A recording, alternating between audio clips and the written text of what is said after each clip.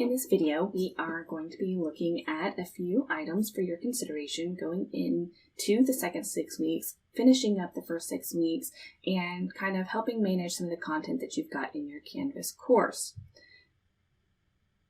One of the items we're going to be looking at is a reminder from our newsletter in hiding your gradebook and manual published grades. So that's where we're going to actually get started.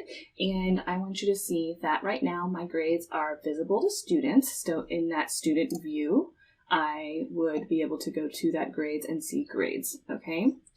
What I want to do is make sure that that is not visible to students. To do that, I go down to Settings. Settings usually opens up to your course detail page. You want to go over to the tab that says Navigation. And from Navigation, you're just going to grab the box and drag it down. Items that are dragged below this line are going to not be visible to students. Be sure to scroll all the way to the bottom of the page and hit Save for those to be saved in your settings. Sometimes you may also want to refresh your screen to make sure that that setting has taken place. I'm going to go back to Home in my course. And I'm going to show you what that looks like for students now. You'll see that grades are no longer available in the course navigation.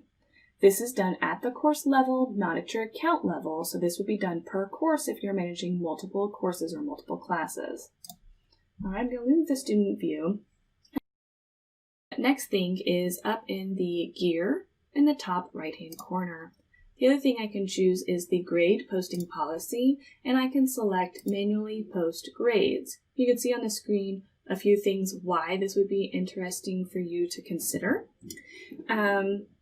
Ultimately, between the two things, between hiding the grades page and then manually posting, this is going to encourage parents and students to go to Hack for the final grades and prevent you from having to constantly explain why Canvas and TAC may not post the same exact grades. One of the ways that you can clean up your view within the gradebook, because if you have everything in here right now, you're looking at the entirety of everything that you've published as an assignment or assigned to students is going to be within here. So how do you make that a little bit more easily managed as you're going forward into the next 6 weeks is to go to your view and you can look at different filters. In this case, I'm going to actually select modules, and I'm going to select the week that I'm working in. I can see exactly where my students are for this week before I put them into TAC for them to be seen by students and parents. Now, okay, in this next section, we're going to be looking at modules and some organization. So first off, for students, as an instructor, you can publish or unpublish a module in a course, and unpublished modules are going to be invisible to your students. Modules are going to control the entire flow of your course and the content, and when you add items to a module, then also know that the status of the module overrides the state of the individual module items. In this case, if you have a assignment or something that you assign to students and it's published, but it's in an unpublished module, they can get to it, but will not have access to it. And they will not see it because the module will not show up for them. So it will not allow them to complete the work needed. So just kind of keeping that in mind when you're going through here. Let's look at modules real quick. So at this point, I've got quite a few modules with my stuff in it. Okay, so here would be my module for this week, and I've got my module for next week. My module is published, so I can publish and unpublish as I need to.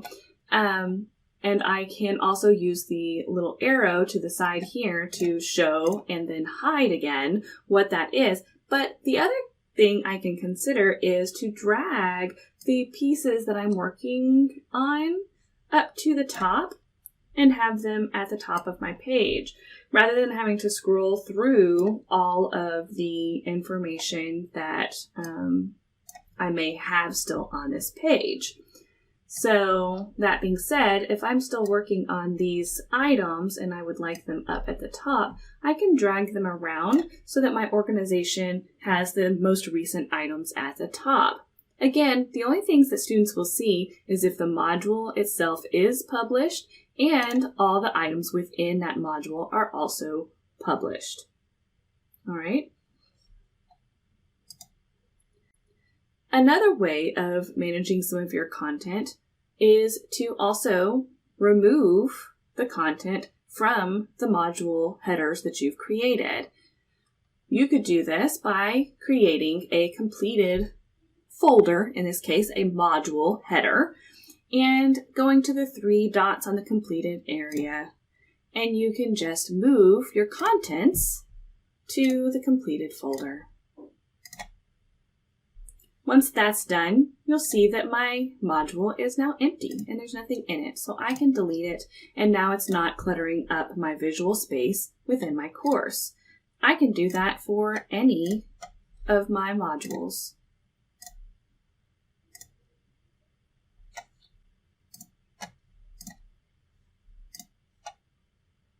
Depending on how you're organizing and what you're wanting to keep, this would make a very large folder within the modules. It's now in this module that you would see all of the work.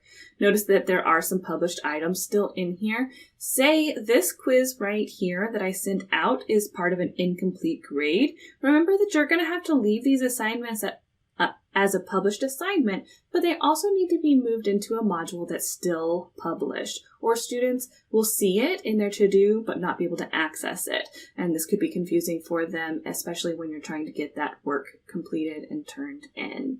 To do that, you can again use the dots to the side to move it and pull it up to a more recent and or published area. Just know that should you wish to, you can also export any of your information from this course, put it back in your sandbox, things like that.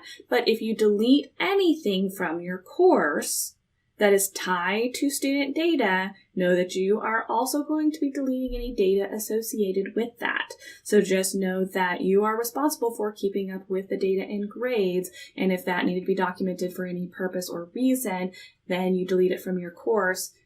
How you're going to manage that documentation process, whether you're exporting the grades from the gradebook and Canvas, etc. And just make sure that that's something that you've considered as well when you are looking at cleaning up and moving into the next 6 weeks. I hope this was helpful, and I hope you have an awesome day. Thanks.